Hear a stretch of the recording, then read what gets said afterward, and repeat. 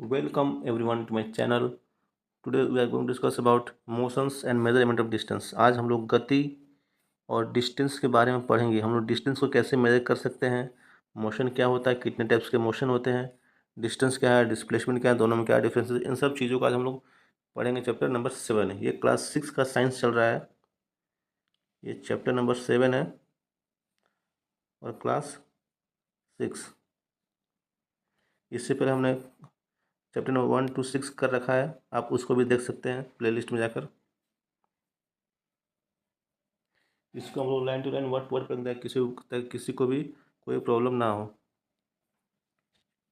देखिए, गर्मियों की छुट्टी चल रही थी। गर्मियों की छुट्टी में सारे बच्चे अपने घर गए थे। तो जो बूझो और पहेली है ना, ये क्लास में आपस में डिस्कशन कर रहे थे कि हम लोग अपने गांव कैसे गए, आपका गांव कहाँ है, मेरा गांव कहाँ है, आप लोग कैसे गए, कि आप लोगों ने कौन सा ट्रांसपोर्ट को यूज़ किया।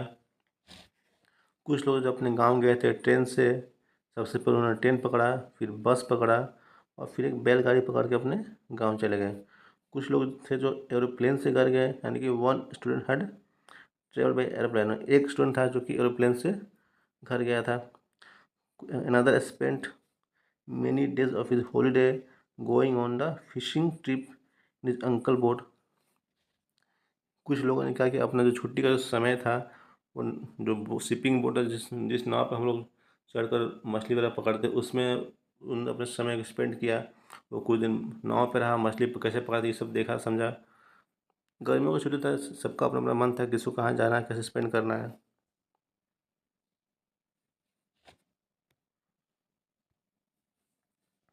The teacher then asked them to read newspaper article that mentioned what a small wheeled vehicle that moved on soil of Mars and conducted experiment। तो टीचर ने कहा कि आप ऐसे न्यूज़पेपर पढ़िए, बहुत सारे न्यूज़पेपर में आर्टिकल आते हैं। टीचर ने कहा कि आप ऐसे आर्टिकल को पढ़िए जहाँ पे ये मेंशन किया हो कि जो व्हील, जो ऐसे जो गाड़ियाँ होती हैं जिसमें चक्का लगा होता है, ठीक है, जो कि मिट्टी पे मूव करता है, सॉइल ऑफ मार्स।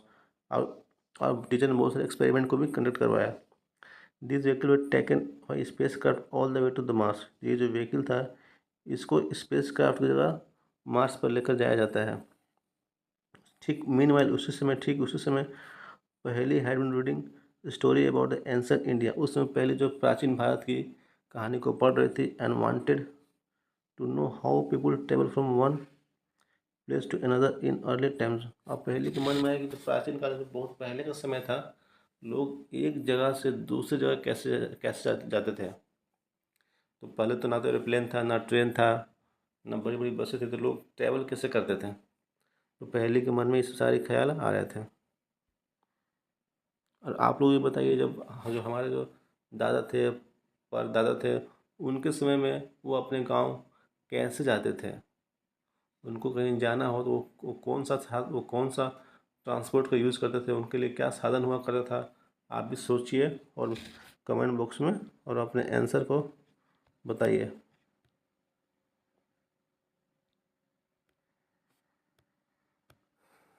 अब नेक्स्ट हमारा है,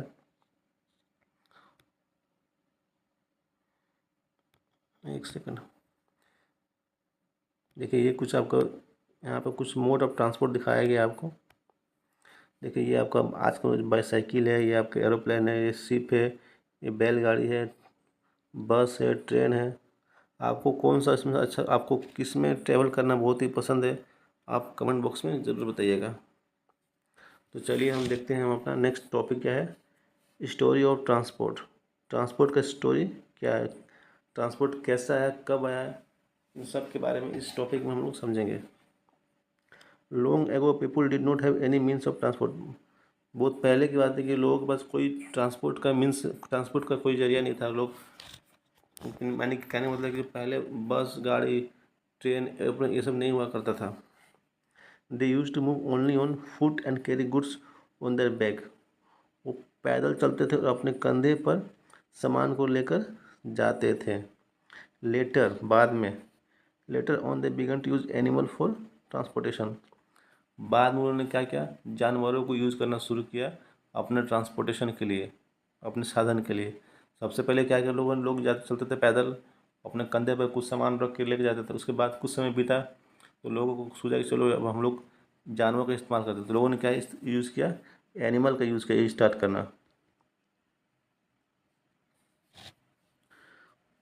for transport through water routes boats were use from ancient time. प्राचीन काल से ही हम लोग, अगर हमको मीन्स पानी के रास्ते हमको जाना था, हम लोग नाव का इस्तेमाल किया करते थे। To begin with, boats were simple to logs of wood in which a hollow cavity could be made। देखिए जहाज़ को बनाना उतना बहुत आसान है। एक लकड़ी को एक ऐसा लकड़ी जो बीच में हल्का सा गैप हो ताकि वो डूबे ना, उन सब लकड़ियों को बांध दीजिएगा तो आपका आराम से एक नॉर्मल जो बोट होता है वो बन जाएगा। हॉलो मीन्स का मान लीजिए ये आपका लकड़ी है, तो बीच में जो आपका जो खाली होता है ना, खाली स्पेस, उसको कहते हैं होलो। क्योंकि अगर बीच में खाली रहेगा तो इसमें आपका एयर रहेगा, ठीक है, एयर ट्रैप हो जाएगा। जब एयर ट्रैप हो जाएगा ये आपका पानी में डूबेगा नहीं, सिंक नहीं करेगा। तो तो आप इसका बोट बनाइएगा तो आप ये इजीली तैरेगा।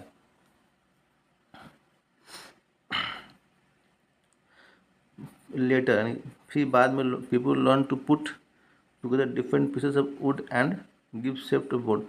बाद में लोगों ने लकड़ी को मीन्स लकड़ी को साथ में रख के उसको जहाज का शेप दे दिया। दिस शेप्स, हम लोग कहाँ पर थे, यहाँ पर। दिस शेप्स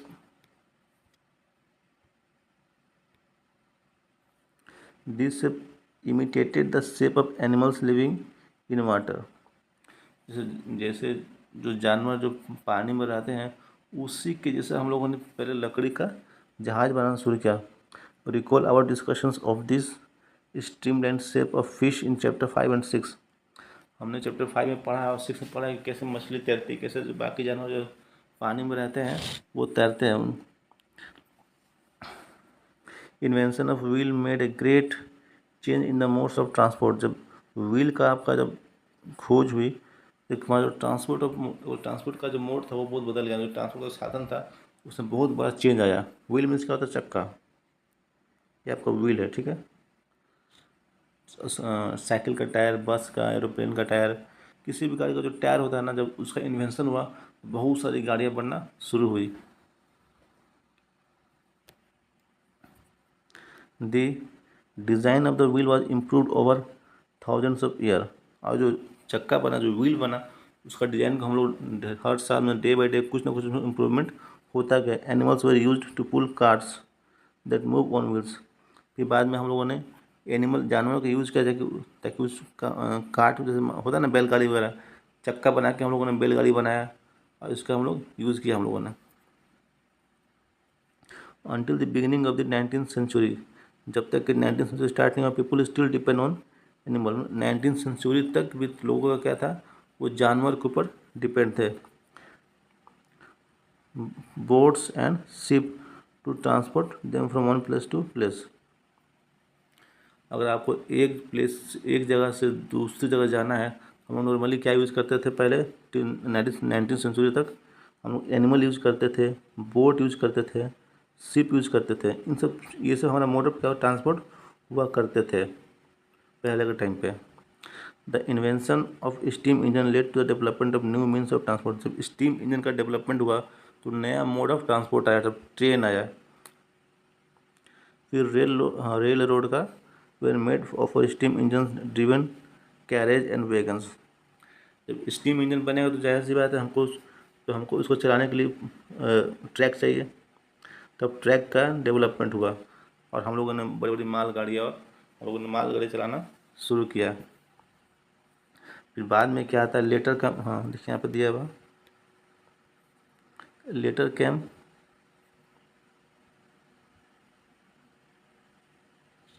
फिर बाद में आपका आता है, फिर बाद में क्या, मोटर कार आया, ट्रक आया, फिर buses I.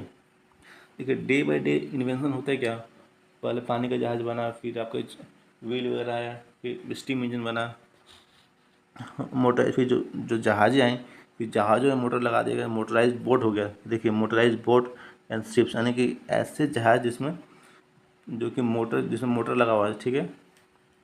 Where use as a means of transport on water. आप देखते हैं बड़ी बड़ी जहाज़ें आती हैं। पहले हम लोग जहाज़ कैसे थे, हम लोग जहाज़ को पानी को हाथ से, पहले जहाज़ हुआ करता था आपका, यहाँ मान लीजिए ना, ये आप ये जहाज़ चलाने वाला बंदा बैठा हुआ, ये पहले लकड़ी से पानी को काटता था पहले के टाइम पे, ठीक है। अब क्या है कि मोटराइज बोट है, मतलब कि जो नाव है उसमें मोटर लगा हुआ है, हाथ से पानी काटने की ज़रूरत नहीं है।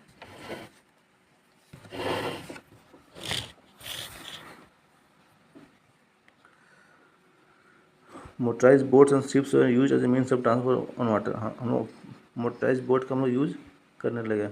दी अर्ली ईयर्स ऑफ 1900, 1900 के टाइम में क्या हुआ, so the development of aeroplanes. अब देखिए मीन्स 20th सेंचुरी की बात करें तो 20th सेंचुरी हम लोग को क्या मिल रहा है, अप्रोक्स एरोप्लेन तक पहुंच गए हैं। अब हम लोगों ने एरोप्लेन को भी डेवलप कर लिया है। This were later improved on carry passengers and goods. बाद में हम लोगों ने पैसेंजर और गुड्स को भी कैरी करना शुरू किया। फिर इलेक्ट्रिक ट्रेन आता है, मोनो रेल आता है, supersonic aeroplane, high speed aeroplane आता है। फिर space craft are some of the contribution of the 20th century. फिर 20th सेंचुरी में बहुत रैपिड डेवलपमेंट होता है ट्रांसपोर्ट का। ट्रेन आती है, मोनो रेल आता है, सुपरसोनिक एरोप्लेन आती है, और आपका स्पेस क्राफ्ट का भी डेवलपमेंट सब हो जाता है। फिगर 7.1, यानी कि ये फिगर जो मैंने आपको पहले ही दिखाया था, ये फिगर 7.1 देखिए, इसमें डेवलपमेंट दिखा रहा है। देखिए बैलगाड़ी आया, साइकिल आया, बोट आया, शिप आया, बस आया, ये सारे मीन्स ऑफ ट्रांसपोर्ट हैं।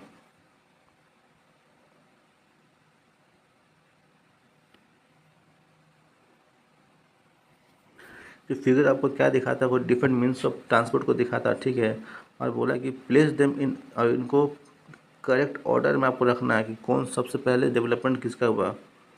सबसे पहले बैलगाड़ी आया कि साइकिल आया कि एरोप्लेन आया कि शिप है, उसको आपको डेवलपमेंट के अकॉर्डिंग आपको उसको अरेंज करना है। From earliest mode of transport to the most recent, सबसे पहले क्या आया, फिर उसके बाद क्या आया, फिर उसको क्या, फिर सबसे रिसेंट में लास्ट में क्या आया, आखिरी में। Are there any of the early mode of transport that are not use today, कि आज के डेट यानी कि टुडे, आज के डेट में क्या ऐसा है कि जो हम लोग बहुत पहले यूज़ किया करते थे, आज हम लोग उसको यूज़ नहीं करते। तो ऐसा बहुत सारी बातें, जैसे मान लीजिए हम पहले बैलगाड़ी यूज़ करते थे, ठीक है, हम लोग पहले बैलगाड़ी यूज़ करते थे, लेकिन आज क्या हम लोग बैलगाड़ी यूज़ नहीं करते हैं। पहले हम लोग लकड़ी का नाव बना कर तैरते, लकड़ी के नाव पर हम लोग जाते थे, लेकिन आज के डेट हम लोग मोटराइज बोट है, आज हम लोग लकड़ी का नाव यूज़ नहीं करते। तो बहुत सारे चेंजेस आए हैं। How wide is the desk, our next topic is measurement, how we can measure the length, width, depth, height. We'll discuss all these things in this topic. कैसे हम लोग मेजरमेंट करते हैं, ठीक है। मान लीजिए डेस्क दिया हुआ, इसका क्या हाइट होगा, क्या लेंथ होगा, इन सब चीज़ों को हम लोग समझेंगे इसमें। तो चलिए स्टार्ट करते हैं। लोगों को पता कैसे चलता है कि वो लोग कितने दूर ट्रैवल किए। How did you people know how far they have travelled. लोग कैसे समझते कि हम कितना किलोमीटर, कितने मीटर हमने ट्रैवल किया है, मीन्स क्या तरीका है जानने का, हमको पता चलेगा कि मान लीजिए हम मोहित के घर से रोहित के घर तक जाते हैं। मान लीजिए ये मोहित है, यहाँ पर रोहित का घर है। जब हम मोहित के घर से रोहित के घर तक जाएंगे, तो यहाँ जाने में मेरे को कितना डिस्टेंस ट्रैवल किया, इसका पता कैसे चलेगा। How we can measure this distance, इसको हम लोग मेजर कैसे करेंगे, इस डिस्टेंस को हम लोग कैसे मेजर करेंगे, इन सब चीज़ों को समझते हैं। How will you know whether you can walk all the way to your school और whether you will need to take a bus और rickshaw to reach your school.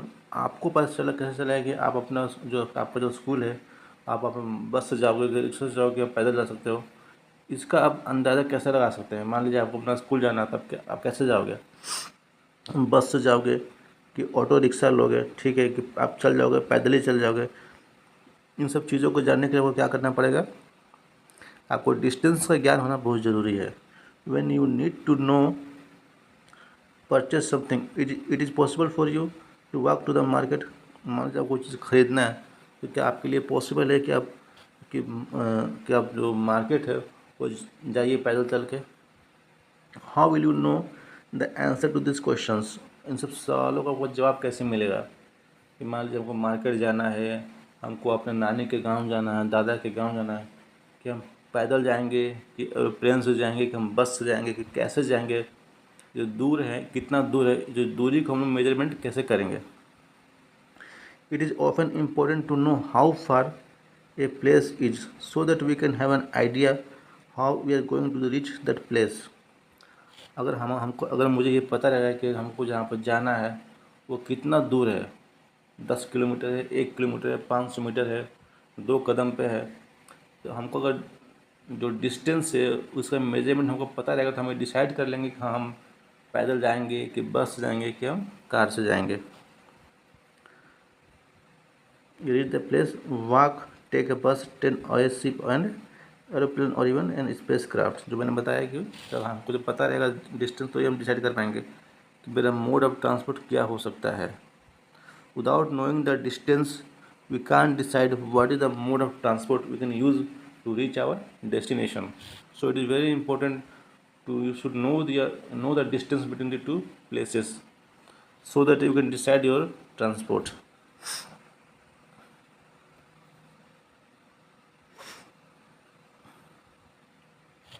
Sometimes there are objects whose length or width we need to know. कभी कभी क्या होता है कि कुछ object ऐसे होते हैं जिनका लेंथ क्या, लंबाई क्या है, चौड़ाई क्या है, हम लोग जानना ज़रूरी है।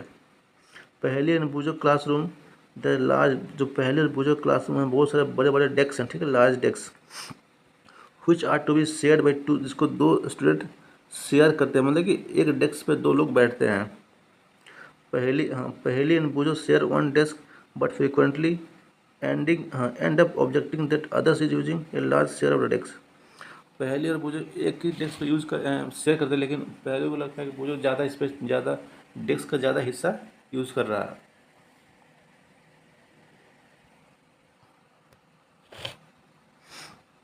होता है ना क्लासेस में, कैसे लगता है कि सामने वाला जो आपका दोस्त वो ज़्यादा स्पेस ले रहा है, आप कम स्पेस ले रहे हो, वो ज़्यादा जगह छेक कर बैठा हुआ है और आपने कम जगह लेकर बैठा हुआ है। तो कभी कभी दोस्तों में क्या होता है, इस बात को लेकर झगड़ा होता है क्योंकि उनको मेजरमेंट का ज्ञान नहीं होता है। On the teacher suggestion they decided to measure the length of the desk. अब तो टीचर ने उनको सजेस्ट किया कि आप क्या कीजिए, जो डेस्क का जो मेजरमेंट कीजिए कि डेस्क का जो कितना लेंथ है। Mark and make a mark exactly in the middle of it and draw a line to separate the two half of the desk.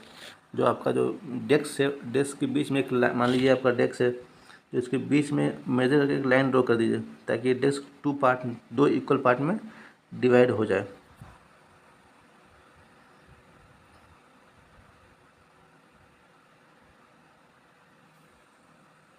देखिए, both Paheli and Boojho are very fond of playing gilli डंडा।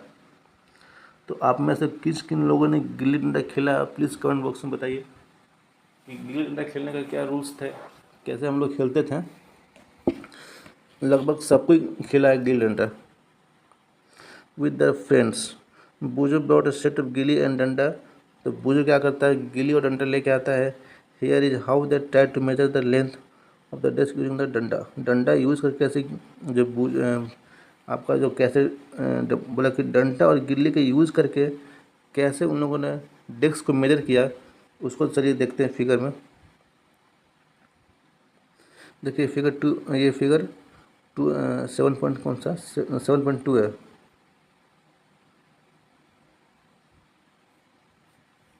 Measuring the length of the desk with गिल्ली and. देखिए उन लोगों ने पहले क्या किया, यहाँ पर देखिए जो लंबा वाला है डंडा को लगाया, ठीक है ना, फिर गिल्ली को लगाया, फिर लगाया गिल्ली, फिर डंडा को लगाया। The desk seem to be having a length equal to two danda length and two length of gilli. इसका कितना लेंथ कितना है इस डेस्क का, 2 गिल्ली प्लस 2 डंडा। तो एक ये हो गया, एक ये डंडा हो गया, एक दोनों ये गिल्ली हो गया, यानी कि इसका जो लेंथ है 2 गिल्ली यानी 2 डंडा एंड 2 गिल्ली, यानी जितना इन दोनों गिल्ली का लेंथ है और इतना डंडा का लेंथ सबको जोड़ देंगे तो हमारा डेस्क का लेंथ निकल जाएगा। Drawing A line in the middle of the desk leave etch them unhappy with the half of the desk. और इसको हम लोगों ने कि बीच में लाइन ड्रॉ कर दिया और ताकि ये पता चले कि हाँ एक हिस्सा ये है और दूसरा हिस्सा ये है।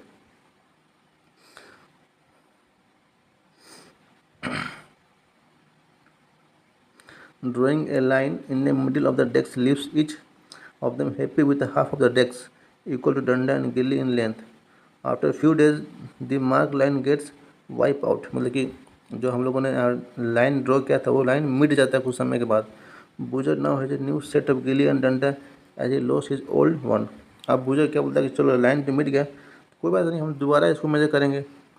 तो बूजर क्या करता है, नया जो उसका पुराना था वो लोग खो गया, तो नया गिली और डंडा लेके आता है। Here is how the length of the desk seem to measure using the गिली एंड डंडा। यहाँ पर अब देखिए जब नया लेके आता है तो दिखाया कि अब जो ये देखिए, अब ये जो पहले वाला था, ये जो पहले मेजर किया गया था, ठीक है, अब नया लेके आता है, ठीक है, measuring length of the desk होता है setup gilli danda.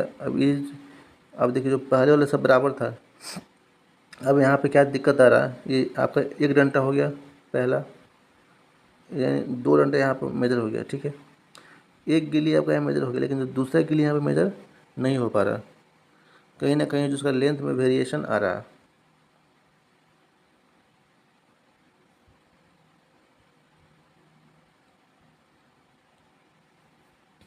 Hello. Now when measured with the new set of gilly and danta, the desk length seemed to be about 2 danta length and 1 gilly length with a small length still left out. देखिए जब नया वाला लेकर आया ना तो उसमें उसका कितना लेंथ आया, 2 डंटा आया, ठीक है ना, seemed to be about 2 डंटा, 2 डंटा का लेंथ आया, एक गिल्ली का लेंथ था और लास्ट में थोड़ा सा जगह बच गया, यानी कि जो गिल्ली था 1.5 था, पूरा 2 नहीं था। पिछले में क्या था, 2 डंटा और 2 गिल्ली था, इसमें क्या था, 2 डंटा का लेंथ आया, एक गिल्ली का लेंथ है और फिर थोड़ा सा स्पेस बच गया, still a small length left out. This is less than 1 गिल्ली लेंथ, मतलब कि एक जो गिल्ली है आपका, मान लीजिए आपका लेंथ है गिल्ली का, तो एक लेंथ तो ये हुआ, दूसरा आपको थोड़ा सा जगह बचा जो कि इसके लेंथ से कम था। अब क्या किया जाए भाई, व्हाट वुड यू सजेस्ट पहली एंड बूझो टू डू। आप पहले बूझो को क्या सजेस्ट करते, अब उनको क्या करना चाहिए, to measure the length of the whole desk. अब उनको पूरा डेस्क का जो लेंथ को मेजर करना है, लेकिन लास्ट में थोड़ा सा स्पेस बच गया, यानी कि एक गिल्ली से भी कम है, तब हम लोग मेजरमेंट कैसे करेंगे। Can they use a cricket wicket and bails to measure the length of the, और do you think this might create the similar problem. अब आपको क्या लगता है, जो क्रिकेट का जो विकेट होता है, जो बेल होता है, उससे हम लोग मेजर कर सकते हैं। मान लीजिए करेंगे तो फिर तो वही प्रॉब्लम आएगा, कहीं ना कुछ छूट जाएगा। तो सबसे बेटर क्या होगा, तो one thing they could do is to take a small length of string and mark 2 points on it.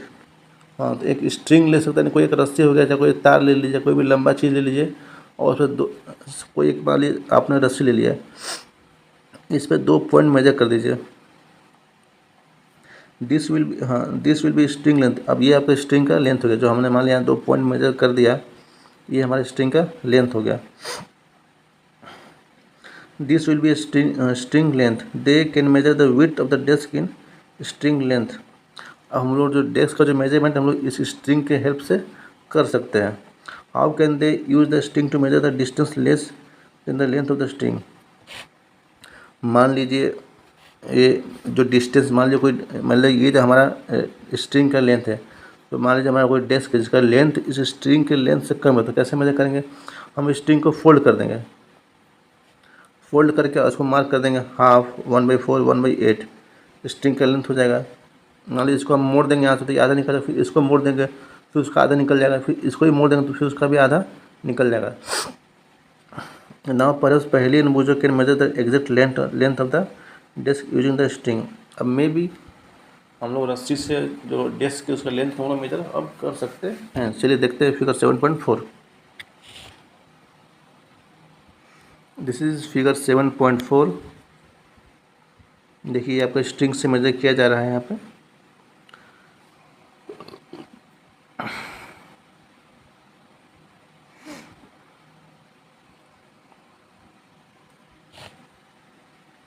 You would say that they should use the scale in the geometry box and solve their problem? Yes of course. तो क्या हम लोग geometry box का use, geometry box जो हमारा scale होता है, हम लोग उसको यूज़ करके इसके लेंथ को मेजर कर सकते हैं। और जो प्रॉब्लम जो आ रहा है, मान जो लास्ट में जो लेंथ छूट जा रहा है, वो जो प्रॉब्लम आ रहा है उसका सॉल्यूशन मिल जाएगा। तो Boojho had been reading about the way people use to measure distance. अब बोजो ये पढ़ रहा है कि लोग कैसे डिस्टेंस मेजर करते थे। Before such standard scales were made and has been trying to follow different method of measuring distance. अब बोझो के मन में आएंगे चलिए अब हमारे पास तो स्केल है, लेकिन जब स्केल नहीं हुआ करता था तो लोग कैसे डिस्टेंस को मेजर करते थे। यानी कि जब स्टैंडर्ड स्केल्स का जब डिस्कवर नहीं हुआ था, जब पहले हमारे पास टेप नहीं था, स्केल नहीं था, तब लोग क्या यूज़ करते थे, कैसे मेजर करते थे पुराने ज़माने में। There are so many occasion when we come across need to measure the length and distance. ऐसा बहुत सारा समय आता है हमको लेंथ और डिस्टेंस को मेजर करने की ज़रूरत पड़ता है। The tailor needs to measure the length of the cloth to know if it is enough to stitch a kurta कि नहीं। मान जो जो आपका दर्जी है उसको कुर्ता सीना है, तो जो आप कपड़ा लेके जाता है तो उस कपड़ा को चेक करता है वो कितने मीटर का है, ताकि हम जितना कपड़ा आप लेके आए उसमें हम कुर्ता सीख सकते हैं कि नहीं सीख सकते। एक कारपेंटर है, उसको भी मेजरमेंट का ज़रूरत है, क्योंकि उसको हाइट मेजर करना है, विड्थ मेजर करना है अपना कपबोर्ड का, to know how much wood he would need to make its. और उसको दरवाज़ा बनाना है, उसका लेंथ क्या है, चौड़ाई क्या है, तब ना उसको पता चलेगा हाँ भाई दरवाज़ा बनेगा कि नहीं बनेगा। तो मेजरमेंट का बहुत सारे यूज़ है। Dot measurements play major role in our life.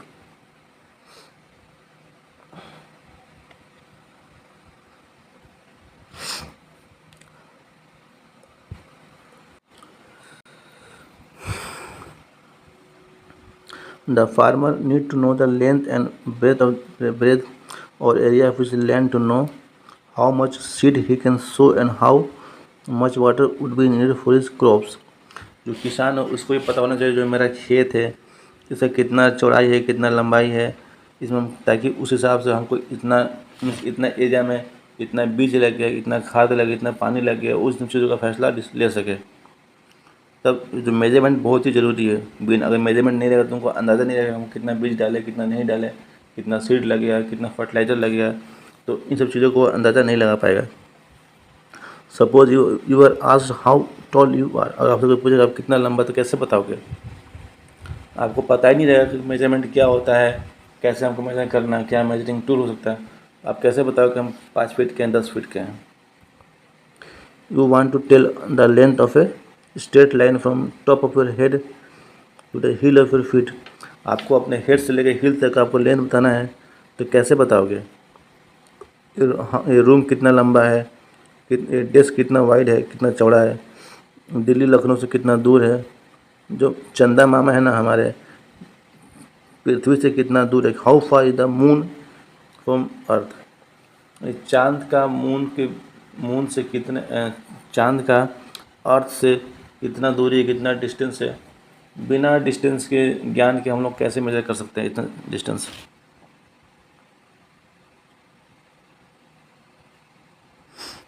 तो all this questions have one thing in common. इन सम क्वेश्चन क्या कॉमन है कि they all concern distance between two places. तो डिस्टेंस हमेशा क्या होता है, दो प्लेसेस के बीच में होता है। कोई भी डिस्टेंस आएगा तो दो पॉइंट के बीच में हमारा डिस्टेंस रहता है, ठीक है। The two places may be close enough like the two ends of a table और they may be far apart like Jammu and Kanyakumari. ये दो पॉइंट या तो नज़दीक हो या तो दूर भी हो सकते हैं। जैसे मान लीजिए ये डेस्क है, इसका एक पॉइंट ये है, एक पॉइंट ये है, ये तो हमारे सामने दोनों पॉइंट दिख गया। मान लीजिए आपको जम्मू से कन्याकुमारी का मेजर करना है, तो ये बहुत दूर भी हो, ये जो पॉइंट है नज़दीक भी हो सकता है और बहुत दूर भी हो सकता है। दूर एक एग्जांपल क्या है, मान लीजिए आपको पता करना है कि दिल्ली से बॉम्बे का क्या डिस्टेंस है। यहाँ पे दिल्ली है, ये आपका बॉम्बे है, मुंबई जिसको हम लोग कहते हैं, इसके बीच में कितना डिस्टेंस है, ये दोनों पॉइंट कितना दूर दूर है। और ये डेस्क के आपका दोनों पॉइंट कितना नज़दीक में। तो जो पॉइंट है ये नज़दीक में भी हो सकता है और दूर में भी हो सकता है, ठीक है।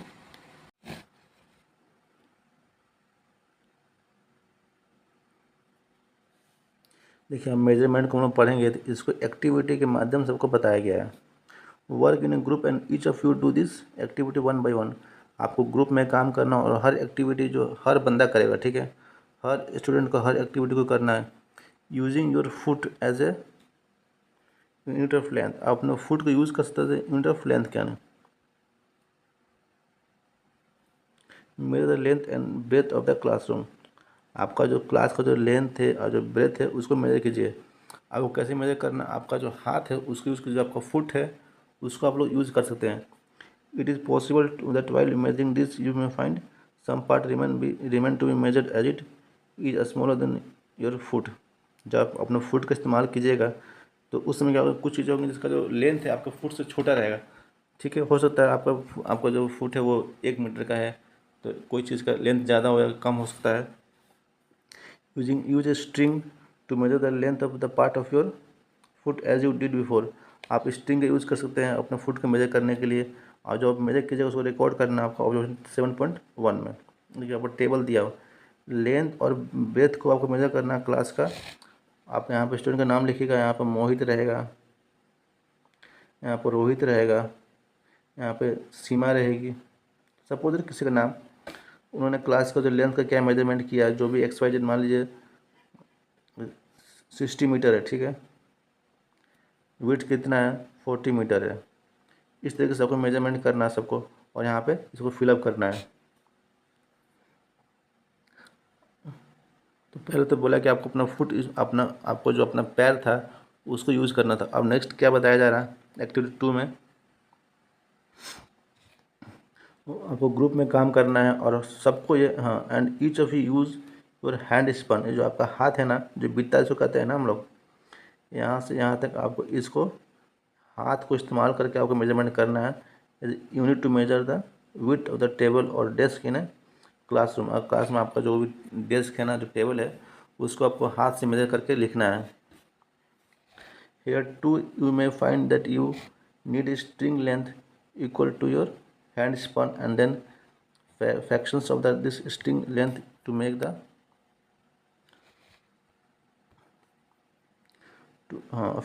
fractions of this string length to make the measurement।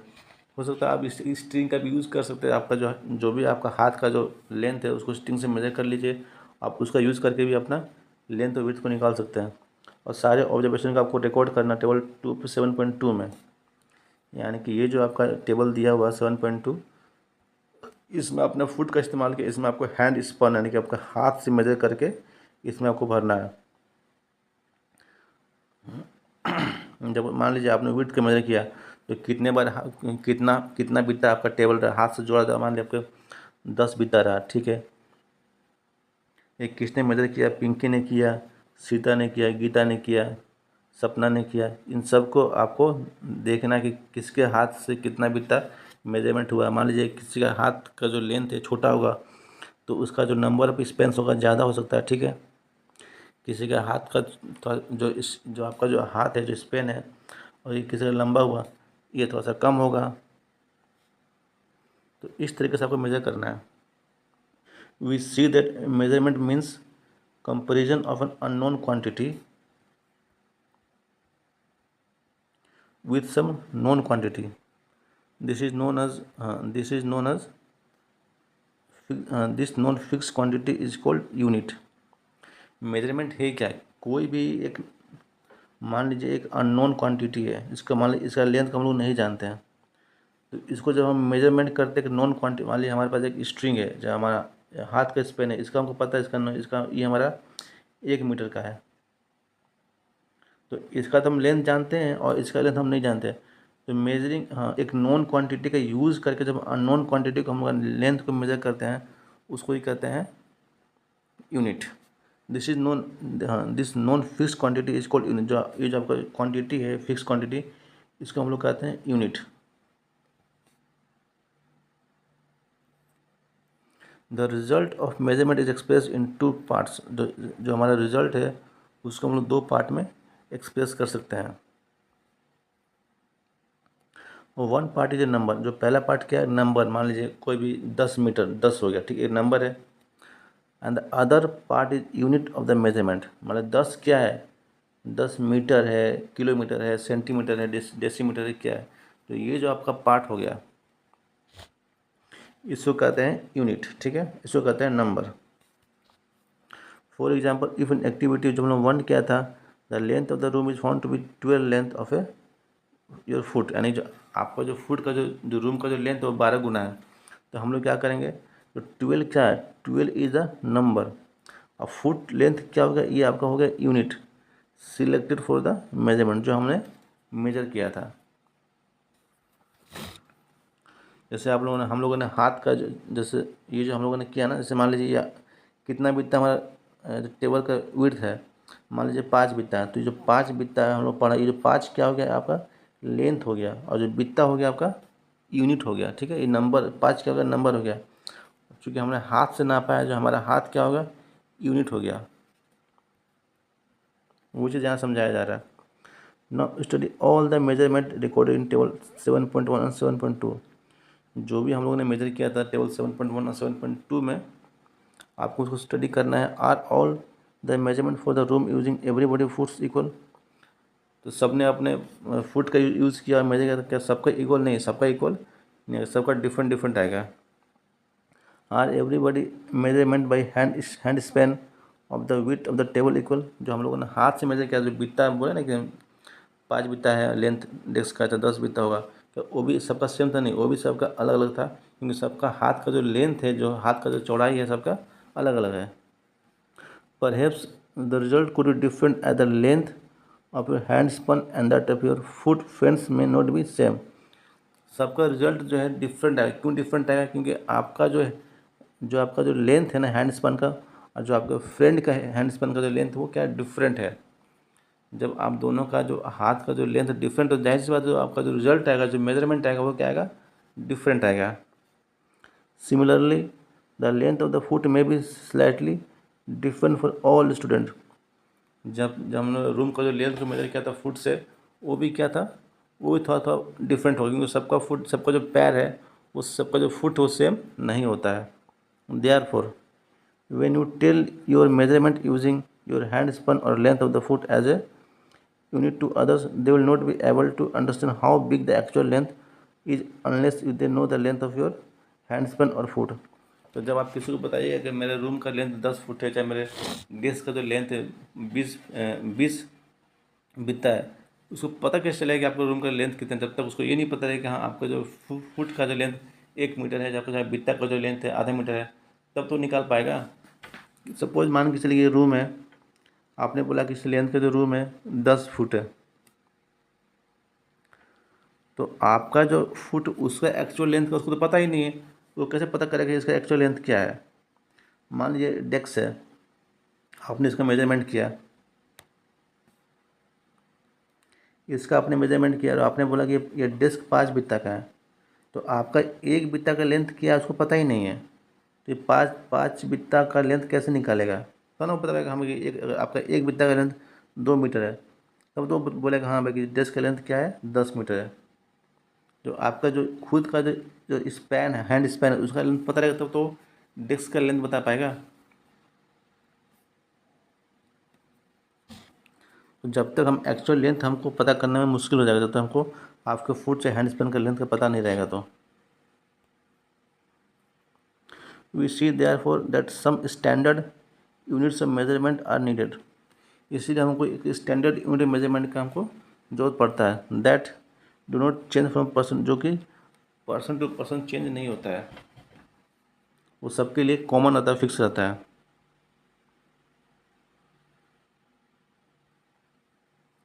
तो इससे हम लोग क्या समझते हैं कि मान लीजिए कोई चीज़ हमको, सपोज दैट ये हमारा लेंथ, इसको मेजर करना है, जब तक हमारे पास एक कॉमन एक मेजरमेंट का सिस्टम नहीं रहेगा, तो हम इस चीज़ को मेजरमेंट नहीं कर पाएंगे सही तरीके से। मान लीजिए आपने अपने फुट से मेजर किया, तो आपने बोला कि ये 10 फुट का है, मैंने मनोज ने मेजर किया, बोला कि 20 फुट का है, तो कोई कैसे बताएगा कि इस एक्चुअली इसका लेंथ, एक्चुअल लेंथ कितना है। क्योंकि तो कोई इसको मेजर किया, किसी का 10 फुट का, किसी का 20 फुट हो गया, किसी का 11 फुट का है। तो इसीलिए ये जो डिफरेंसेस को कम करने के लिए एक कॉमन हम लोगों ने यूनिट यूज़ किया है, जो कि फिक्स रहता है, वो वेरी नहीं करता पर्सन टू पर्सन। इसलिए हम लोग को जरूरत पड़ा कि कॉमन यूनिट लेके आते हैं मेजरमेंट का। Next one is 7.4 standard units of measurement. तो किसी भी मेजरमेंट का एक स्टैंडर्ड यूनिट होता है वो क्या है उसको समझते हैं हम लोग। इन ancient time the length of the foot, width of the finger and the distance of the steps were commonly used as a different unit of measurement। हम लोग एंशिएंट टाइम में हम लोग क्या यूज़ करते थे मेजरमेंट के लिए? Normally length of the foot use करते थे, फिंगर का विड्थ को हम लोग यूज़ करते थे, और डिस्टेंस ऑफ स्टेप मतलब कि 4 कदम दूरी है, तो बोलते हैं ना कि यहाँ से मत जाना तो कितना दूर है भाई, तो 5 कदम का दूरी, वही डिस्टेंस ऑफ स्टेप्स हो गया।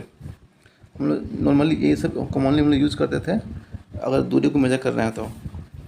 The people of Indus Valley civilization must have used very good measurement of length because we see evidence of excavations of perfectly geometrical constructions। जो इंडस वैली सिविलाइजेशन के लोग, तो उन्होंने जो मेजरमेंट का exact measurement किया, क्योंकि जब खुदाई हुआ था तो उनका जो सिविलाइजेशन था, उनका जो घर था, जो रोड था, जो भी उन लोगों ने बनाया तो एकदम एग्जैक्ट मेजरमेंट में बनाया था। तो उनके मेजरमेंट, तो उनको देख के लगता है कि उनका जो मेजरमेंट सिस्टम रहा होगा एकदम फिक्स रहा होगा, एकदम एक्यूरेट रहा होगा। A cubit has a length from elbow to the finger tips was use in ancient Egypt. Egypt में हम लोग कौन सा यूज़ करते थे? बोला कि जो हमारा केवनी है वहाँ से लेकर टिप तक का हम लोग यूज़ करते थे। A cubit as a length from elbow से लेकर फिंगर के टिप तक, केवनी से लेकर जो उंगली का टिप तक हम लोग यूज़ करते थे एंशिएंट टाइम में इजिप्ट में, as a unit of length in the other parts of the world. तो वर्ल्ड के बाकी पार्ट्स में कैसे मेजरमेंट होता था? केवनी से लेकर उंगली के टिप्स तक। यानी ये जो आपका हैंड है ना, ये जो आपका उंगली है, सपोज दैट ये आपका हैंड है, तो ये आपका एल्बो हुआ, यहाँ से लेकर इस जो टिप उंगली तक हम लोग पहले यूज़ करते थे मेजरमेंट करने के लिए, ठीक है, इसका इस्तेमाल करते थे, ये बताया जा रहा है।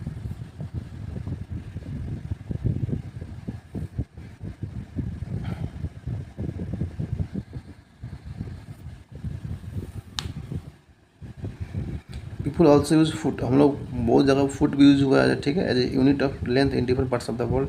The length of foot used varied slightly from region to region. जो फुट का यूज़ होता था वो डिफरेंट था, रीजन टू रीजन वेरी करता था, सबका सेम नहीं था। पहले time people used a yard. पहले हम लोग यार्ड भी यूज़ करते थे, of a cloth by distance between the end of the out stretch arm and their chin. यानी कि हम लोग कपड़ा से एक यार्ड हम लोग यूज़ करते थे कैसे? ए distance from the end of the out stretch arm, यानी कि आर्म से लेके आपके चिन तक, ठीक है। The Roman measure with their pace और स्टेप्स। जो रोमन थे वो कैसे मेजर करते थे? वो अपना स्टेप्स यूज़ करते थे, या उनका पेस था कि इतने स्पीड से चलेंगे तो इतना डिस्टेंस होगा।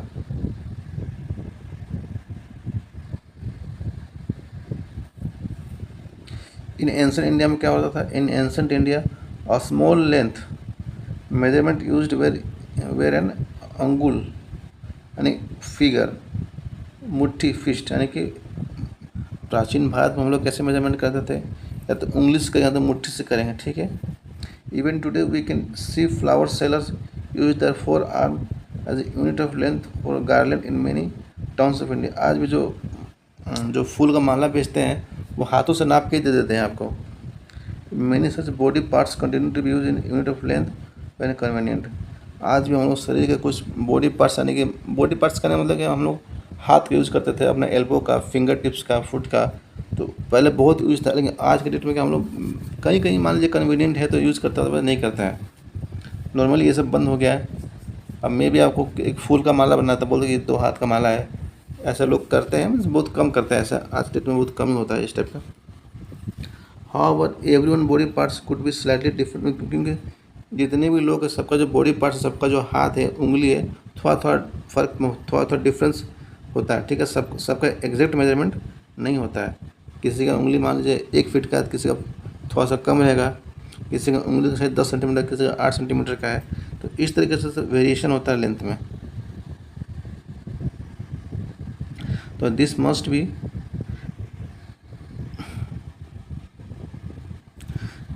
Have caused confusion in measurement, क्योंकि जो हमारा बॉडी पार्ट्स है वो सेम नहीं है, सबका अलग अलग। इस कारण क्या हुआ, जो हमारे मेजरमेंट में क्या था, कन्फ्यूजन था, एग्जैक्ट मेजरमेंट हम लोग नहीं कर पा रहे थे। इन 1790 the French created a standard unit of measurement called the matric system. तो फ्रेंच ने एक मेजरमेंट का सिस्टम निकाला जिसको हम लोग कहते हैं क्या चीज़, metric system.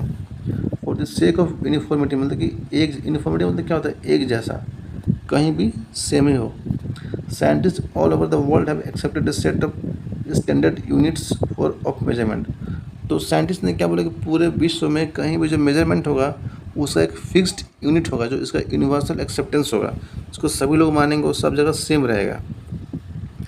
The system of unit now use as a international system, इसको हम लोग क्या कहते हैं, international system of unit, SI unit कहते हैं।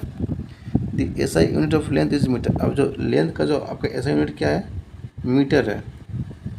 ए metric scale is shown in figure 7.6, also shown in figure also shown the 15 centimetre scale in your geometry box. जो metric scale है आपने देखा जो आपके ज्योमेट्री बॉक्स में है, ये जैसे यहाँ पे आपका देखिए ये आपका मैट्रिक स्केल है। नॉर्मली ये 15 सेंटीमीटर का आता है, ठीक है, ये आपके ज्योमेट्री बॉक्स में होगा। इसका जो लेंथ होता है ये कितना होता है, ये 15 सेंटीमीटर स्केल का होता है। इसका हम इसको यूज़ करते हैं। ये आपका क्या है, एसआई यूनिट एक स्टैंडर्ड है, ठीक है। एसआई यूनिट के तहत इसको बनाया गया है। ये दुनिया के किसी भी कोने में आप जाइएगा तो ये आपको 15 सेंटीमीटर का ही मिलेगा, क्योंकि ये यूनिवर्सली एक्सेप्टेड मेजरमेंट है। देखिए each metre is divided into 100 equal divisions called centimetre, यानी कि एक जो मीटर है आपका, इसको 100 भाग में बांटा गया और हर एक भाग को बोला गया है वो क्या है, सेंटीमीटर। यानी कि एक मीटर में होता है आपका 100 सेंटीमीटर, ये आपको पता ही है। और each centimetre has been 10 equal divisions called millimetre. और जो एक सेंटीमीटर होगा उसको 10 भागों में बांटा गया और एक भाग को बोला गया है मिलीमीटर, यानी कि उसका जो एक भाग होगा क्या होगा, मिलीमीटर। इसलिए कहते हैं कि एक सेंटीमीटर के बराबर क्या होता है, 10 मिलीमीटर, और एक मीटर के बराबर 100 सेंटीमीटर। यानी जो मीटर है आपका सेंटीमीटर और मिलीमीटर से बड़ा यूनिट है। For measuring large distance metre is not convenient unit. मान लीजिए आपको लंबा डिस्टेंस मेजर करना है, मान लीजिए किलोमीटर मेजर करना है, तो हम मीटर काम नहीं आएगा। We define larger unit of length it is called kilometre. तो हम लोगों ने अगर लॉन्गर डिस्टेंस को मेजर करना है तो वहाँ हम लोग किलोमीटर यूज़ करते हैं। और 1 किलोमीटर क्या है हमारा, 1000 मीटर के बराबर है। 1 किलोमीटर क्या किसके इक्वल है, 1000 metre. Now we can repeat all our measurement activity using a standard scale and measuring in SI unit। अब हम अपने सारे एक्टिविटी को स्केल के थ्रू मेजर कर सकते हैं। Before we do that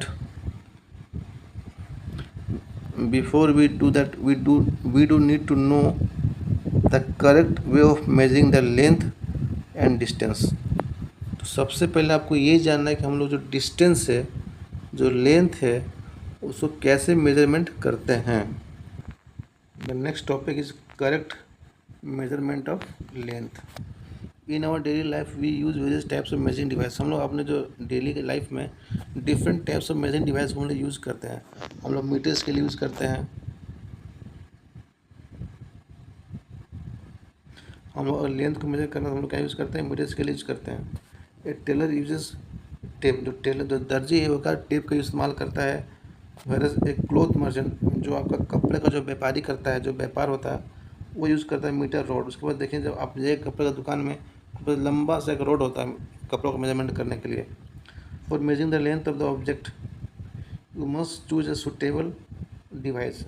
किसी भी ऑब्जेक्ट को मेजर करने के लिए आपके पास एक सुटेबल डिवाइस होना ज़रूरी है। You can not measure the girth of a tree और size of your chest using a metre scale. आप जो मान लीजिए आपका छाती है, उसको मेजरमेंट आप स्केल से नहीं कर सकते। जब पेड़ है तो पेड़ कितना मीन्स कितना गोलाई में है, कितना उसका पेड़ कितना मोटा है, उसको आप स्केल से मेजर नहीं कर सकते हैं। फॉर इंस्टेंस यानी फॉर एग्जांपल के लिए measuring tape is suitable for this. मान लीजिए आपको चेक करना है कि जो पेड़ है आपका कितना मोटा है, तो उसको स्केल से नहीं मेजरिंग टेप से आप मेजर कर सकते हैं। फॉर स्मॉल मान लीजिए आपको स्मॉल मेजरमेंट करना है तो उसके लिए हम लोग सच मान लीजिए पेंसिल का लेंथ को पता करना है, जो आपका जो पेंसिल उसका कितना लेंथ है, तो you can use 15 centimetre scale from your geometry box. आपके ज्योमेट्री बॉक्स में 15 सेंटीमीटर का स्केल होगा, उसका यूज़ करके आप अपने पेंसिल का लेंथ को मेजर कर सकते हैं। In taking measurement of length we need to take care of the following. हाँ, तो अब ये इंपॉर्टेंट चीज़ है कि आपको जब मेजरमेंट करना है आपको किन बातों का ध्यान रखना है, चलिए समझते हैं। Place the scale in contact with the object along its length as shown in the figure 7.7। देखिए जो आपका स्केल है, मान लीजिए ऑब्जेक्ट है, ठीक है। इस ऑब्जेक्ट के साथ में मिला के आपको स्केल को लगाना है, कम या ज़्यादा नहीं होना चाहिए था आपका, जो नहीं था तो आपका लेंथ में क्या वेरिएशन आएगा।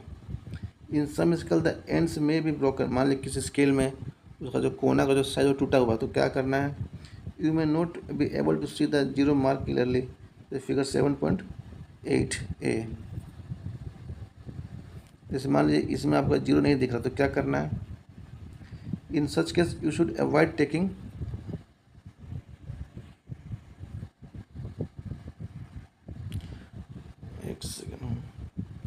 इन this you should must avoid taking measurement from the zero mark the scale. मान लीजिए आपका स्केल है, अब यहाँ पे जीरो दिख नहीं रहा था, मान लीजिए ये आपका स्केल है तो नॉर्मली आपका ये जीरो मार्क है, ठीक है, यहाँ पे 1 सेंटीमीटर है।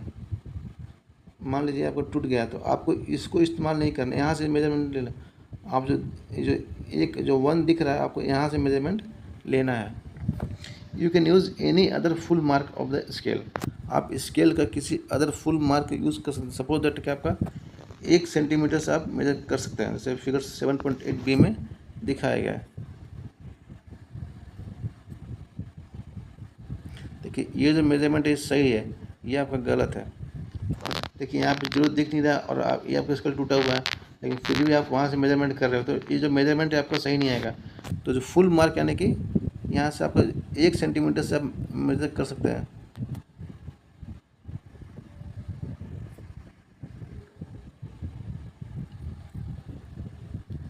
हाँ, you can use other full mark of the scale. मान लीजिए 1 सेंटीमीटर, ठीक है, यहाँ तक समझ में आ गया।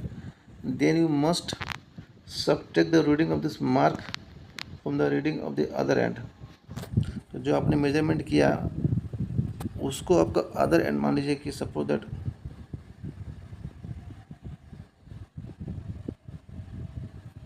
मान लीजिए आपने 1 सेंटीमीटर से मेजरमेंट करना शुरू किया, ठीक है, और कितना आया 14 आया, ठीक है ना, 14.3 आया मान के चलिए।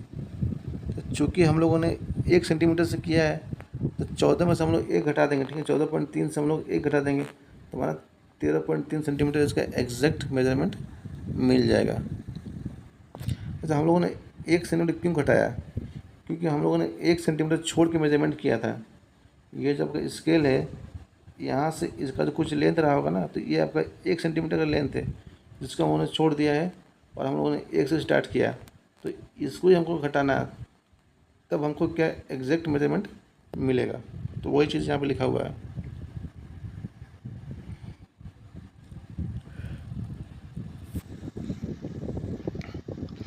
For example in figure 7.b the reading of at one end is 1 centimetre, यानी कि जो रीडिंग है इसका एक एंड पे क्या 1 सेंटीमीटर है और अदर एंड पे क्या 14.3 सेंटीमीटर है। Therefore the length of the object कितना होगा, तो माइनस का ये आपका निकल के आ गया।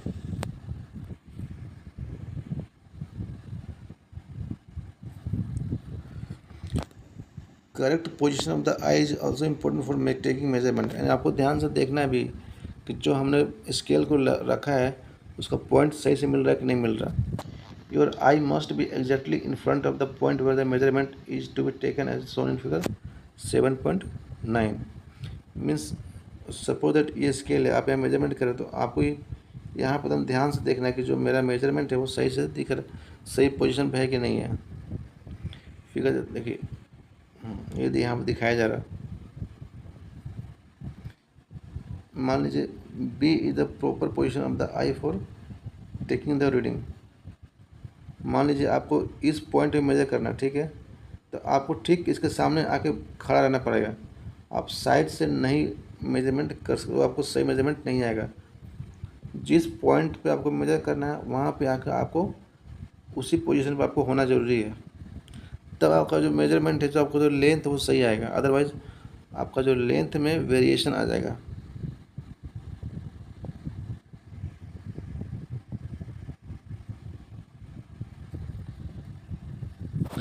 Note that from the position B is reading 75 centimetre from the position A and C, the reading में डिफरेंट। देखिए जो B रीड कर रहा है उसका क्या रीडिंग आ रहा है, 7.5 आ रहा है, जो फिगर में दिखाया जा रहा है।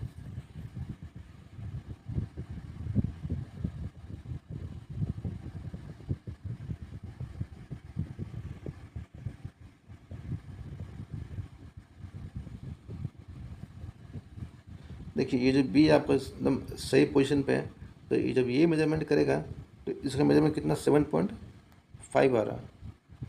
लेकिन वहीं जब A और C जब देखेगा, जब A अपने एंगल से देखेगा तो इसको 8 देखेगा, 8 सेंटीमीटर इसको दिखेगा, ठीक है।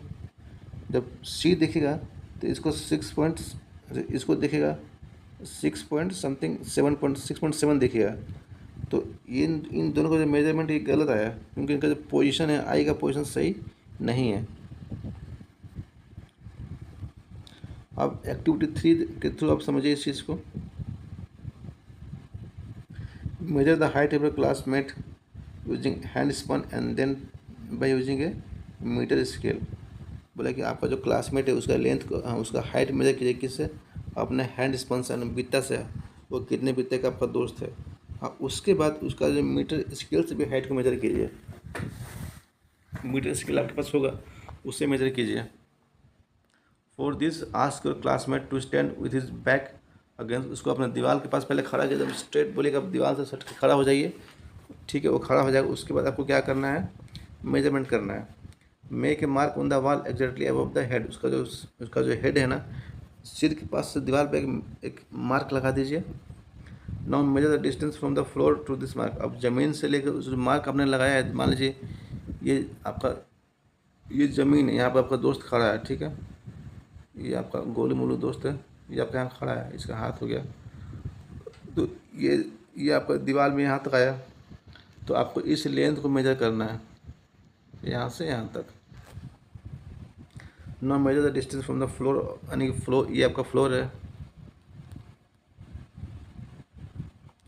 यहाँ से लेकर आपको floor to this mark on the wall. ये जो वॉल में हमने जो मार्क किया है, यहाँ से यहाँ तक आपको मेजर करना है। देन विथ, हाँ, तो सबसे पहले ये जो डिस्टेंस आपको मेजर कैसे करना है, पहले आप हाथ के बित्ता से कीजिए और फिर मीटर स्केल से कीजिए। Let all other student measure using this length in a similar way, record all the observation. और यही चीज़ बोलिए कि सारे स्टूडेंट करेंगे, सबको अपने हाथ से नापेगा, फिर मीटर स्केल से भी नापेगा। यहाँ आपको who major the height, height कितने मेजर, आपको नाम लिखना है, आपका कितने हैंड स्पन, हाइट जो उसका कितना हैंड स्पन से कितना आया और सेंटीमीटर में कितना आया, और आपको इन सब टेबल में आपको नोट करना। Study carefully result obtain by the different student. The result in the column to may be different from each other at the length of the hand span may be different for different student। जो result आएगा, जो हाथ से आप नापेंगे बित्ता से, तो सबका बित्ता अलग अलग है, तो उसको जो लेंथ क्या आएगा वो डिफरेंट आएगा।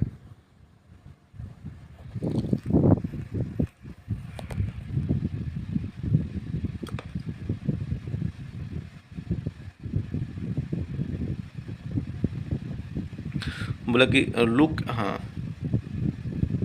Look at the result in column 3 the measurement are done using a standard scale. आप जो कॉलम 3 है, जो मान लीजिए ये जो आपका कॉलम 3 है, यहाँ जो आपने मेजरमेंट किया होगा उसका हाइट तो सेम ही रहेगा ना। मान लीजिए जिसका आपने मेजर किया उसका हाइट मान लीजिए 150 सेंटीमीटर, ठीक है, तो वो तो फिक्स रहेगा। जब स्केल से मेजर करेंगे वो सबका सेम रहेगा। मान लीजिए किसी ने हाथ से जो आपने किया होगा, किसी का मान लीजिए 25 बिता होगा, किसी का 30 बिता होगा, किसी का 28 बिता होगा, किसी का 26 होगा, तो ये तो आपका डिफरेंट रहेगा। बट ये जो मेजरमेंट है आपका हमेशा सेम रहेगा।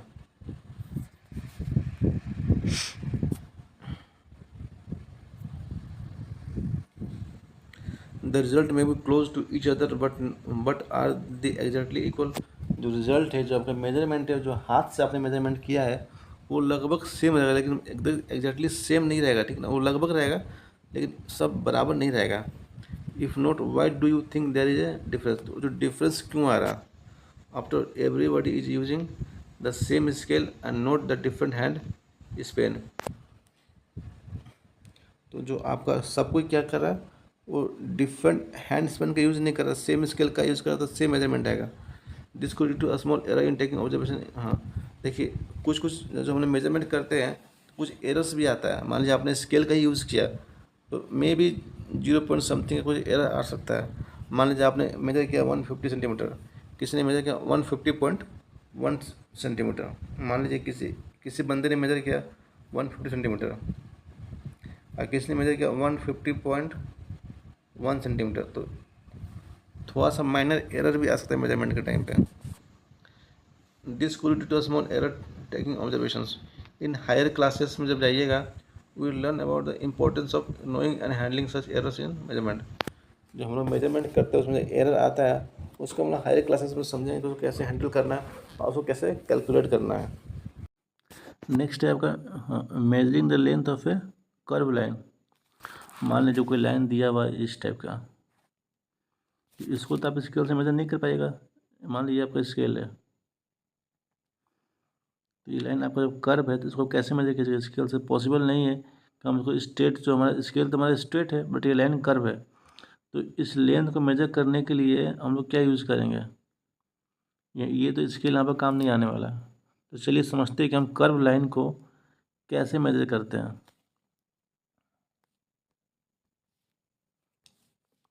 We can not measure the length of a curve line directly by using a metre scale.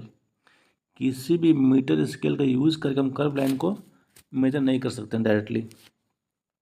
We can use a thread to measure the length of a curve line. हम लोग क्या use करना पड़ेगा? Thread, यानी कि रस्सी को हम लोग यूज़ करना पड़ेगा किसी भी कर्व लाइन को मेजर करने के लिए। तो चलिए इसको हम लोग एक्टिविटी के माध्यम से समझते हैं। Use a thread to measure the length of the curve line E B, जो फिगर आपको 7.10 में दिखाया गया है। तो देखते हैं फिगर 7.10 कौन सा। देखिए ये है आपका 7.10।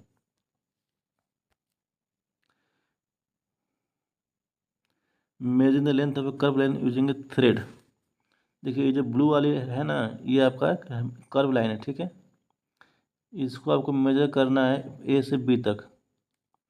इसके लिए हम लोग रस्सी लेके आएंगे, ठीक है ना। यहाँ से हम लोग पकड़ेंगे, पॉइंट ए से पकड़ेंगे और यहाँ से लेके रस्सी के हम लोग लेंथ को यहाँ से हम लोग बी तक मेजर कर लेंगे। और फिर इस ये जो हम लोग थ्रेड है हमारा, इसको हम लोग इसको सीधा करके हम लोग इसको स्केल से मिला लेंगे। स्केल से मेजर कर लेंगे कितना सेंटीमीटर है, और इस तरीके से हम कर्व लाइन को भी मेजर कर सकते हैं। देखिए यहाँ बताया गया कैसे कैसे करना है। Put A note on the thread near one of its and. जो रस्सी के एक एंड पर आपको गांठ बांध देना है, ठीक है। Place this note on point, जो आपने गांठ बांधा है उसको इस पॉइंट पर रखना है, ठीक है। Now place a small portion of the thread along the line. अब यहाँ पे जो रस्सी है आपको इस लाइन के साथ में रखना है, ठीक है। सटा के उसको रखना है। यूज, हाँ, keeping it taught using your finger and thumb. मतलब क्या, मतलब कि कैसे, यहाँ देखिए यहाँ पे जो ये जो दिखा रहा नहीं है, कैसे रस्सी को इस कर्व लाइन के साथ मिला कर रखा है। आपने दोनों अंगूठे से उसको आपको एग्जैक्ट मेजरमेंट करते हुए आगे निकल जाना है। Hold the thread at this and point with one hand, using the other hand stretch the little more portion of the thread along the curve line. मान लीजिए ये आपने मेजर कर लिया, फिर इसको पकड़ कर रखिए, फिर इस हाथ को यहाँ पे लिखाइए, फिर इसको मेजरमेंट कीजिए, फिर आगे इस तरीके से मेजरमेंट पूरे लेंथ को मेजर कर लेना है। Using other hand stretch the little more, थोड़ा सा और आगे बढ़िए, more portion of the thread along the curve line. Go on repeating the process till the other end of the B curve line is reach. जब तक हम लोग B तक नहीं पहुँचते उसको आपको रिपीट करना है। Make a mark on the thread where it touches the end B. जब आप बी तक पहुँचे, मान लीजिए आपका बी पॉइंट है, जब आपका थ्रेड यहाँ तक पहुँचेगा तो उसको मार्क कर लीजिए। Now stretch the thread along a metre scale. आप जो आपका जो थ्रेड है, जो रस्सी है, उसको मीटर स्केल के सामने लेकर आइए, ठीक है। Major the length between the note in the beginning and the final mark of the thread. जो रस्सी में आपने जो पहला नोट किया था और जो फाइनल मार्क किया है, इसको आप मीटर स्केल से मेजर कर लीजिए, तो आपको मिल जाएगा कितना लेंथ है आपका कर्व लाइन का। Major the length between the note and the in the beginning and the final mark, ठीक है। This gives the length of the curve line. तो इससे आपको कर्व लाइन का जो लेंथ है पता चल जाएगा। We see that we need a lot of care to ensure that we are measuring distance and length correctly। जब आप थ्रेड का यूज़ करके मेजर कीजिएगा तो आपको बहुत ध्यान रखना पड़ेगा कि जो आपका मेजरमेंट हो रहा है एकदम सही हो रहा है कि नहीं हो रहा, ठीक है। And we need some standard units and device which with which we can measure this distance and can convey a result to the others। और इसके लिए हम लोग को एक एक स्टैंडर्ड डिवाइस की जरूरत पड़ेगा ताकि हम लोग सही सही मेजरमेंट कर सकें और रिजल्ट को बता सकें।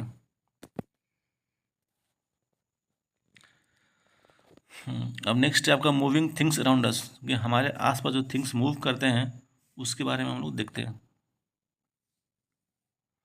देखिए, ज़्यादातर जो कॉन्सेप्ट है आपको एक्टिविटी के थ्रू ही समझाया गया है, तो आपको एक्टिविटी क्लास में करके देखना पड़ेगा। बोले कि एक्टिविटी ये 5 है। Think of some object you have been seen recently. आप कुछ ऑब्जेक्ट के बारे में सोचे जो अपने रिसेंट में यानी कि हाल फिलहाल में देखा है। List them in table 7.4। उसको टेबल 7.4 में लिख देना। यहाँ है आपका table 7.4। Object at rest and motion, मतलब ऐसा कोई चीज़ जो रेस्ट में यानी कुछ उसमें कोई मूवमेंट ना हो। और ऑब्जेक्ट इन मोशन यानी कि ऐसा ऑब्जेक्ट जो कि चल रहा है, जो मोशन में है, जिसमें गति है। जैसे मान लीजिए घर है, तो घर तो आपका हिलता नहीं, इसमें कोई मूवमेंट नहीं है। टेबल हो गया, कोई मूवमेंट नहीं, क्लॉक नहीं मूवमेंट नहीं करता। और एग्जाम्पल दे दीजिए, मान लीजिए आपके घर का वॉल हो गया, जो दीवार है वो भी रेस्ट में है, ठीक है। इस ऑब्जेक्ट जो मोशन में, जैसे मतलब चिड़िया है तो उड़ रही है, ये मोशन में है। सेकेंड्स हैंड ऑफ क्लॉक, मान लीजिए घड़ी है, तो घड़ी का जो है सेकेंड क्लॉक सेकेंड हैंड है, वो भी क्या कर रहा है, मूव कर रहा है। और भी क्या होता है, मान लीजिए अर्थ है, अर्थ भी हमारा क्या करता है, मोशन में रहता है, ठीक है। और क्या बताइए, जो ऑब्जेक्ट ऐसा जो आपका मोशन में है, हालांकि अर्थ प्लैनेट हो गया, planet any how it's may be.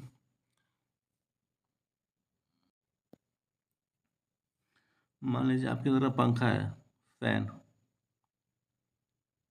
वो भी तो मोशन में है। तो इस तरीके से आप चीज़ों यहाँ पर मेंशन कर सकते हैं।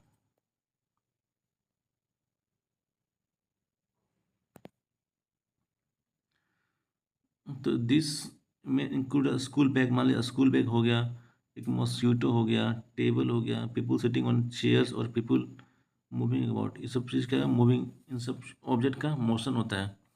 द लिस्ट में ऑल्सो हैव ए बटरफ्लाई, मतलब तितली हो गया, a dog, cow, your hand, a small baby, fish in water, a house, factory, piece of stone, horse, ball, bat, a moving train, a swing machines, a wall clock of the और the hands of a clock.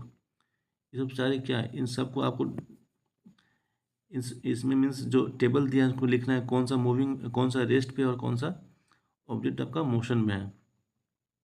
Which of this are moving, which are this rest. ये जो आपका जो इतना जो दिया है, list दिया है, इन सबको आपको प्लेस करना है, कौन सा रेस्ट में और कौन सा मोशन में है। जैसे people sitting on the chair, मान लीजिए कोई इंसान बैठा है चेयर पे, वो क्या वो रेस्ट पे है। तो इस तरीके से आपको इसको फिलअप करना है। How did you decide whether an object is in motion और रेस्ट। तो आपको पता कैसे चलेगा कौन सा ऑब्जेक्ट मोशन में है, कौन सा ऑब्जेक्ट रेस्ट में है। You might have notice that the bird is not at same place after some time while the table is at same place. आपने देखा जो पक्षी जो होती है हमेशा एक ही जगह पर नहीं रखती है, लेकिन जो हमारे घर का जो टेबल है वो हमेशा एक ही जगह पर आता है। On this basis you may have decided whether an object is at rest or motion. तो इस बेसिस पे आपने डिसाइड किया होगा कि जो आपका जो ऑब्जेक्ट है वो मोशन में है या रेस्ट में है। Let us look at the motion of an एंट। चलिए हम लोग ये जो मोशन है किसका, एंट का, जो चींटी होती है ना, उसके मोशन को समझते हैं। देखिए ये दिखाया गया मोशन, ठीक है, मोशन ऑफ एन एंट।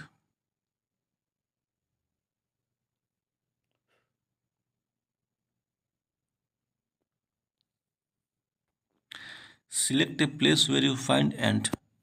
आप ऐसे जगह चुनाव कीजिए जहाँ आपको चींटी मिलती है।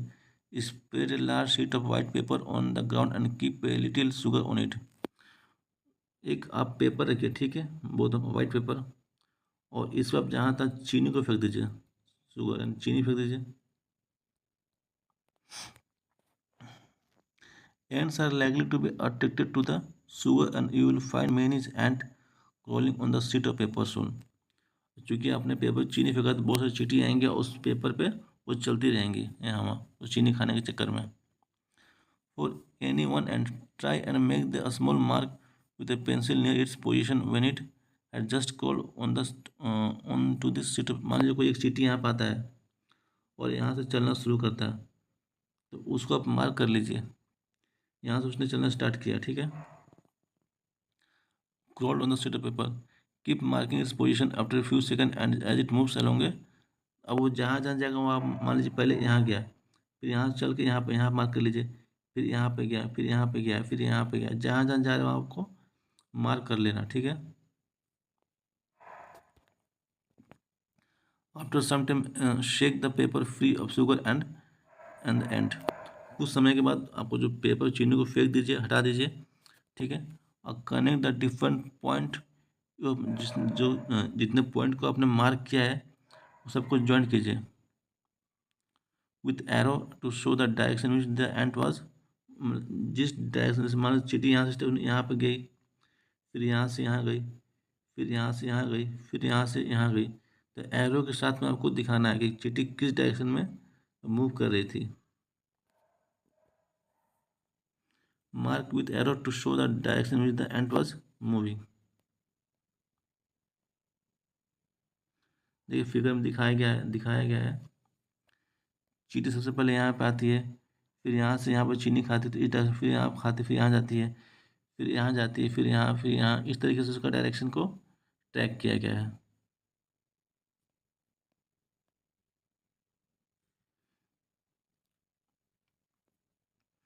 Each point you have marked shows where the end moved to an interval of a few seconds।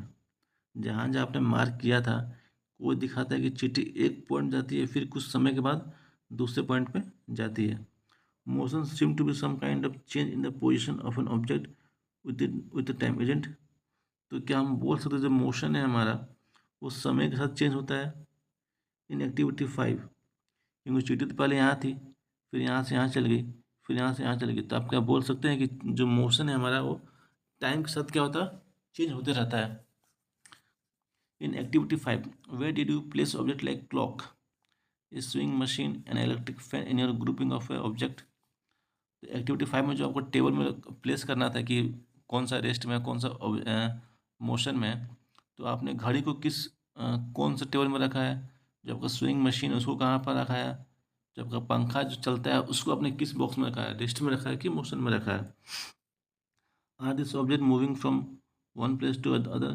तो अभी जो आपका ना तो पंखा मूव करता है एक जगह दूसरी जगह पे, ना ये मशीन मूव कर रहा, ना क्लॉक मूव कर रहा।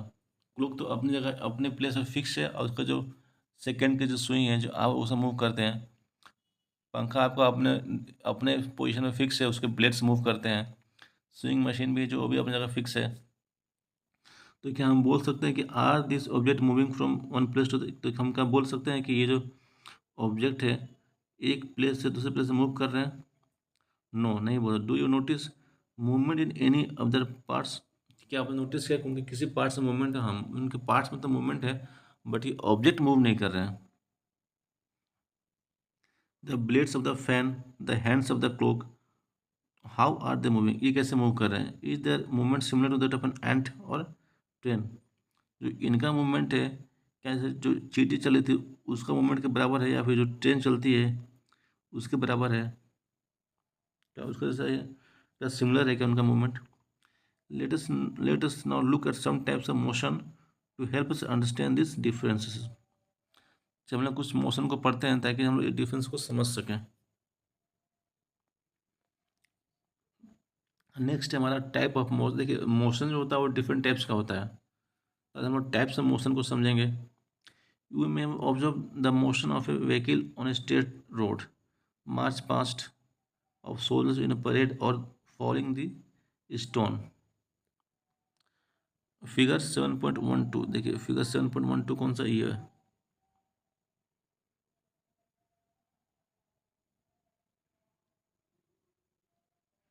ये गाड़ी आपका स्ट्रेट लाइन में मूव कर रही है, ठीक है। ये सोल्जर्स आपका मार्च कर रहे हैं, परेड कर रहे हैं स्ट्रेट लाइन में। Know what kind of the motion it is, ये किस टाइप का मोशन है। जो गाड़ी का जो स्ट्रेट लाइन में मूव करना है, इसका परेड करना है, इसको मोशन आप क्या बोलिएगा। स्प्रिंटर्स इन 10 मीटर रेस, और race also move along straight line. जो धावक होते हैं वो रेस में क्या करते हैं, मान लीजिए 100 मीटर का रेस है तो वो भी वहाँ पे स्ट्रेट मूव करते हैं। Can you think of more such example from, आप अपने सराउंडिंग में कुछ ऐसा एग्जाम्पल बता सकते हो जिसका मूवमेंट स्ट्रेट हो। सोचिए और बताइए कमेंट बॉक्स में।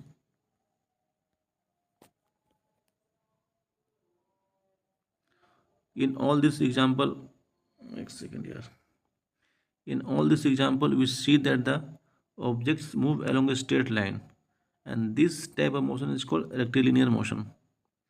कोई भी ऑब्जेक्ट जब आपका वो स्ट्रेट लाइन में मूव करेगा तो उसको हम क्या बोलेंगे, रेक्टिलिनियर मोशन। जैसे ट्रेन हो गया, मूव कर रहा है स्ट्रेट लाइन में, हालांकि ट्रेन कर्व भी मूव करता है तो उसको कह देंगे स्ट्रेट लाइन, ठीक है।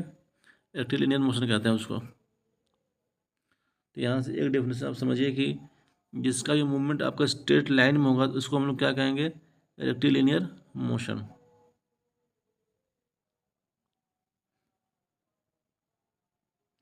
नेक्स्ट एक्टिविटी है, एक स्टोन लीजिए, ठीक है, tie a thread to it and wheel it around with your hand. Observe the motion of the stone, we see that the stone moves along a circular path. एक पत्थर लीजिए, उसमें रस्सी बांध कर उसको हाथों से पकड़ घुमाइए, एक सर्कुलर मोशन में वो घूमेगा, तो उसको कहते हैं सर्कुलर पाथ में वो अपना मूव कर रहा। In this motion the distance of the stone from your hand remain same, तो this type of motion is called circular motion. तो जो जैसे आपने रस्सी को स्टोन को रस्सी में बांध कर अपने हाथ से घुमा रहे, तो उसका जो डिस्टेंस है आपके हाथ से हर पॉइंट पे सेम है, तो उसको कहते हैं सर्कुलर मोशन। जैसे ये आपका, ये देखिए एग्जाम्पल दिया सर्कुलर मोशन का। Some object in circular motion, पंखा है तो पंखा यहाँ पे फिक्स है, ठीक है, और इसका डिस्टेंस है, इसका डिस्टेंस देखिएगा इस पॉइंट से सबका फिक्स रहता है। जैसे ये आपका यहाँ पे बैल है, पानी निकाल रहा है, ठीक है, ये आपका सर्कुलर मोशन का एग्जाम्पल है।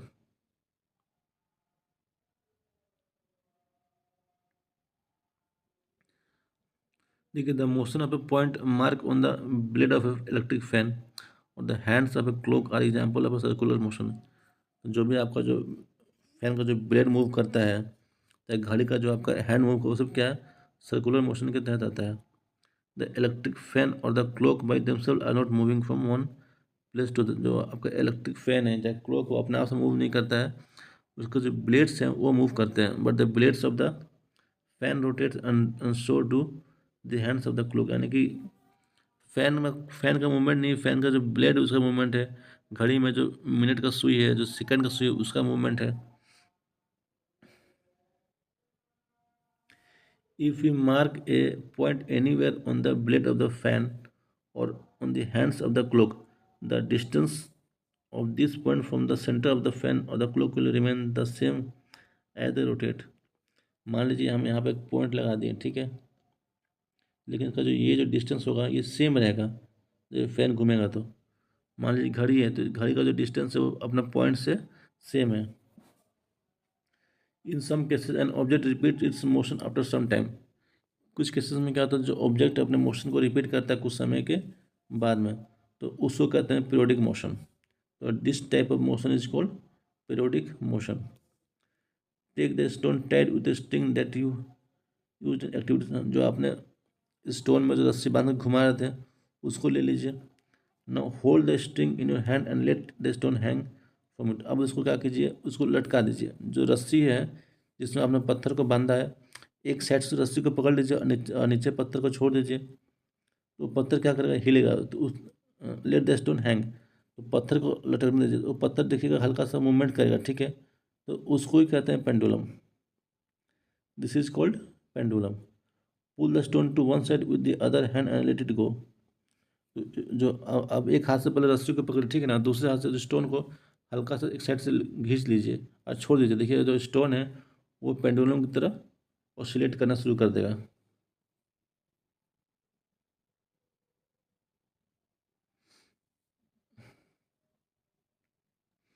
पुल the stone to one side with the other hand and let it go. Now the pendulum is in motion. अब जो पेंडुलम है आपका, जो आपका स्टोन है वो पेंडुलम की तरह आगे पीछे घूमे, ऑसिलेट करेगा। तो उसको हम लोग कहते हैं periodic motion.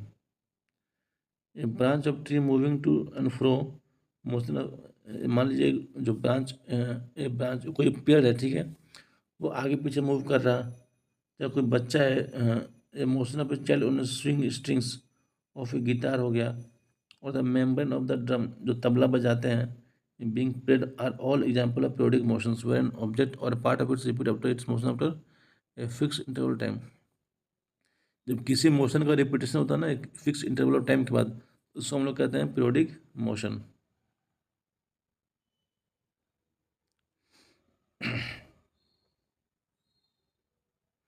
Did you observe a swing machine as a part of activity 5? आपने देखा था स्विंग मशीन, हमने एक्टिविटी 5 में बात की थी। You must have observe that it remains at the same location while at any point on its wheel moves with a circular motion। जो swing machine था उसमें क्या था कि जो मशीन था अपना एक ही पॉइंट पे, लेकिन उसका जो व्हील है ना वो मूव करता है सर्कुलर मोशन में। It also has a needle that moves up and down.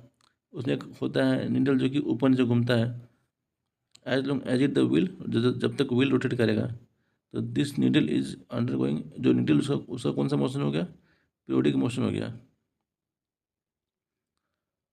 और जिसको व्हील जो मूव कर उसको कहते हैं circular motion.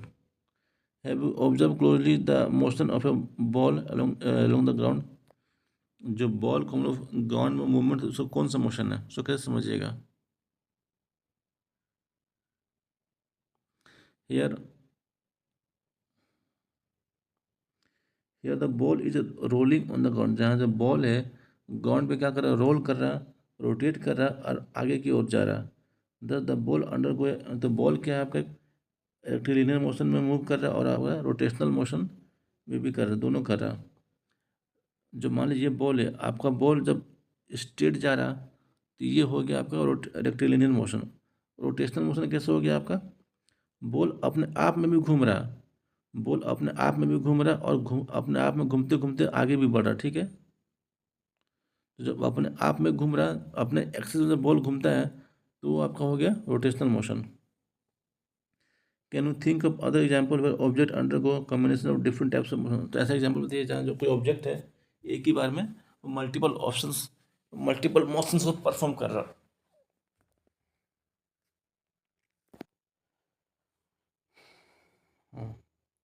We did many measurement activity and discuss सब काइंड ऑफ मोशन। हम लोगों ने बहुत सारी मेजरमेंट एक्टिविटी को किया और कुछ हम लोगों ने मोशन को भी पढ़ा, ठीक है। We saw that motion is change in the position of object with time. Motion क्या है, किसी भी ऑब्जेक्ट का टाइम के साथ उसका पोजिशन का चेंज होना मोशन कहलाता है, ठीक है। Change in the position of an object with time is called motion. ये आपका मोशन का क्या बेसिक डेफिनेशन है।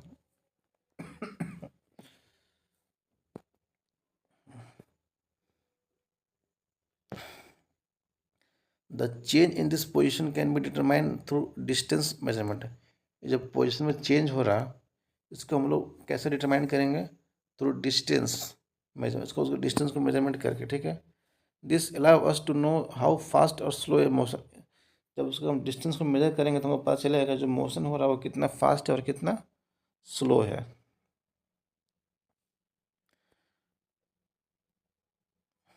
The movement of a snail, जो स्नेल का जो मूवमेंट होता है ग्राउंड में, a butterfly flitting from flower to flower, जो तितलियाँ होती हैं एक फूल से उड़ कर दूसरे फूल पर जाती हैं, ए रिवर जो नदी बह रहा है, ठीक एरोप्लेन फ्लाई कर रहा, मून अर्थ के राउंड में घूम रहा, ठीक है, हमारे बॉडी में जो ब्लड फ्लो रहा है inside the body, so that that is motion everywhere around us.